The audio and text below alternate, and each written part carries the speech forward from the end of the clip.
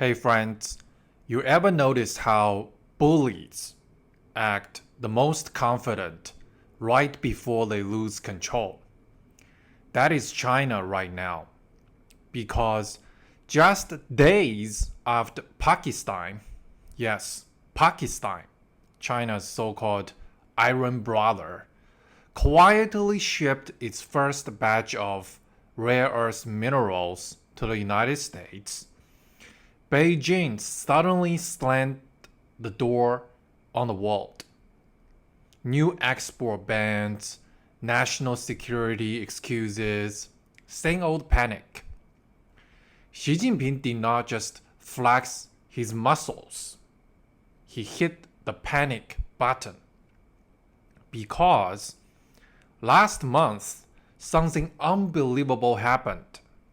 Pakistan, a country built into China's Belt and Road orbit, signed a 500 million US dollar partnership with a US company, US Strategic Metals.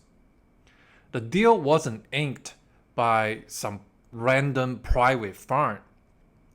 It was done through Pakistan's Frontier Works Organization, a military-run engineering firm that usually built roads for China.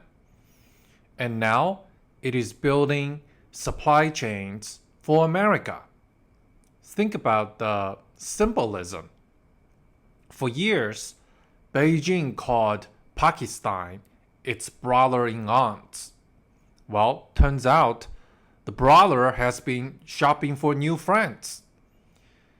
Within days, Pakistan shipped its first batch of critical minerals, the copper concentrate and rare earth elements, straight to the US. And here's the kicker. The ink on that deal was barely dry when Beijing suddenly announced a sweeping new export ban a few days ago. Coincidence? Yeah, and I go to the gym for the free Wi-Fi.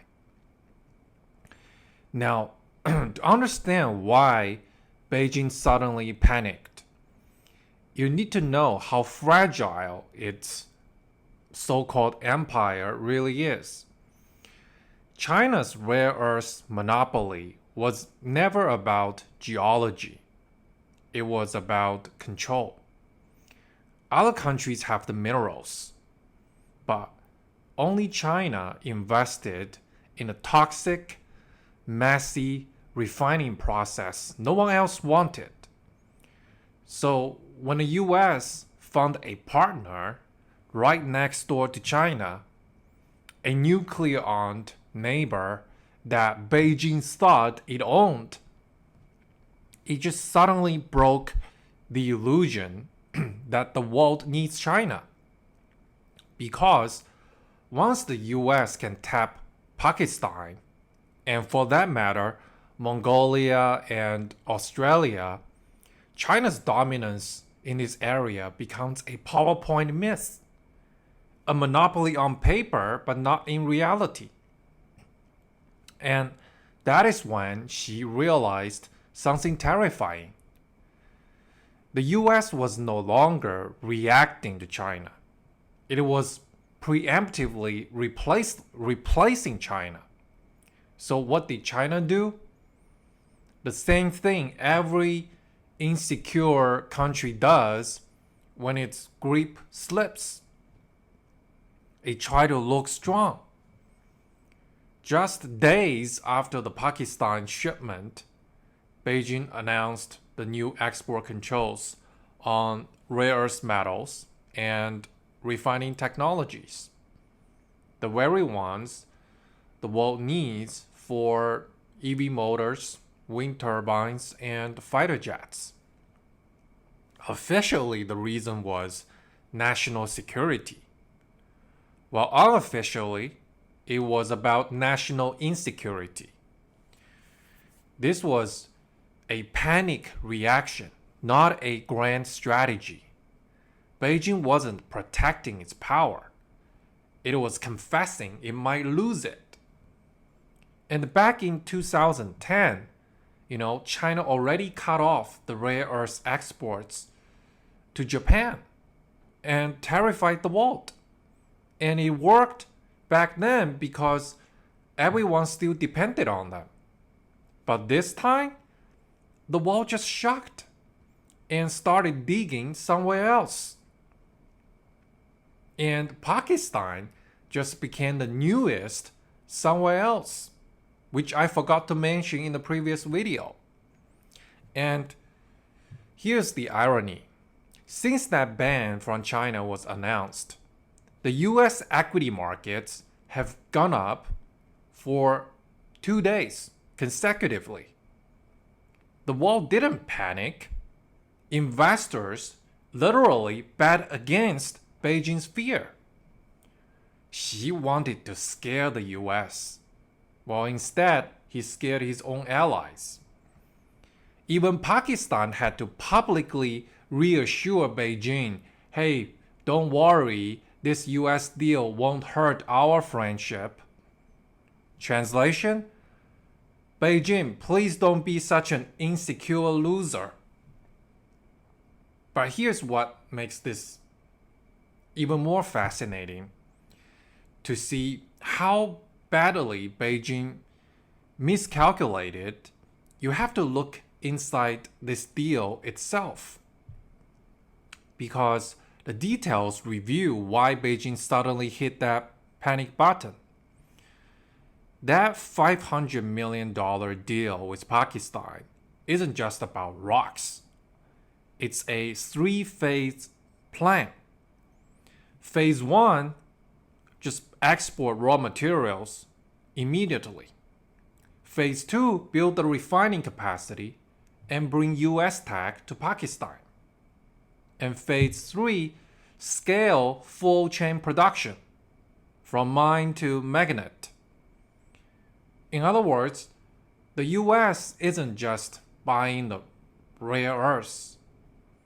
It is building an alternative supply chain in China's backyard. And this isn't happening in isolation. Pakistan basically is joining a growing network of US partners. Australia, Canada, Mongolia, Namibia, all working to chip away at China's dominance. Today, yes, China still refines around 80% of the world's rare earths.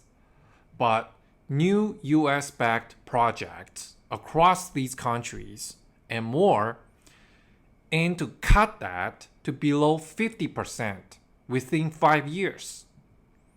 And once that happens, Beijing's ability to hold the world hostage with minerals is gone for good.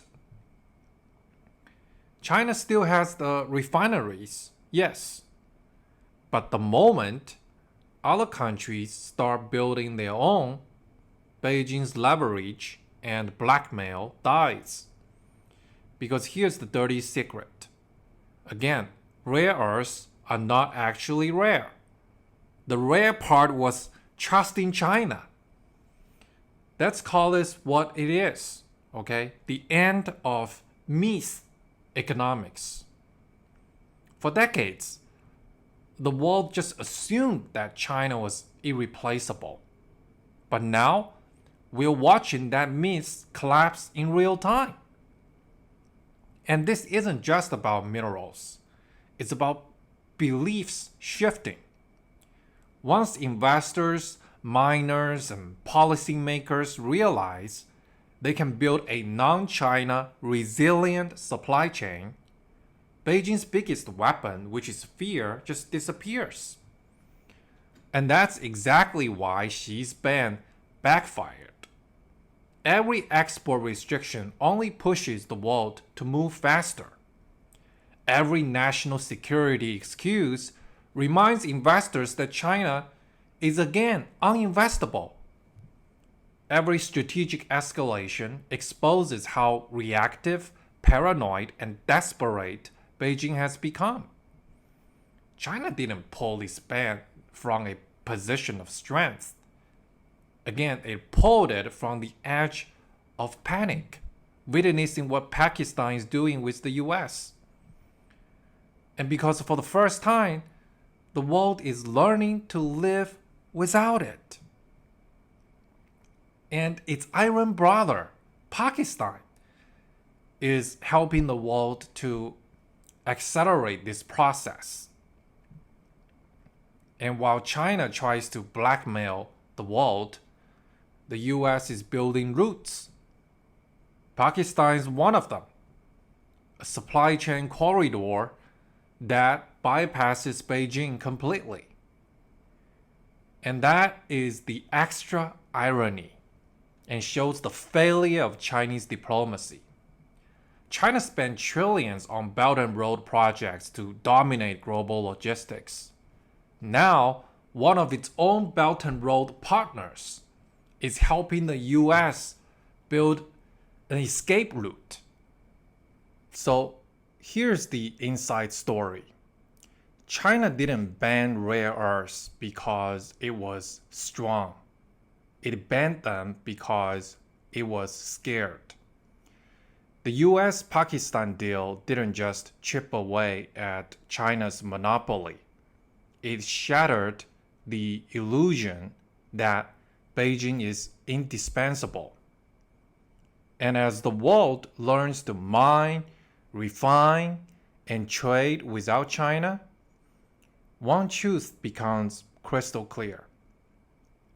In the end, China's monopoly didn't die from competition overnight. It died from panic pretending to be power.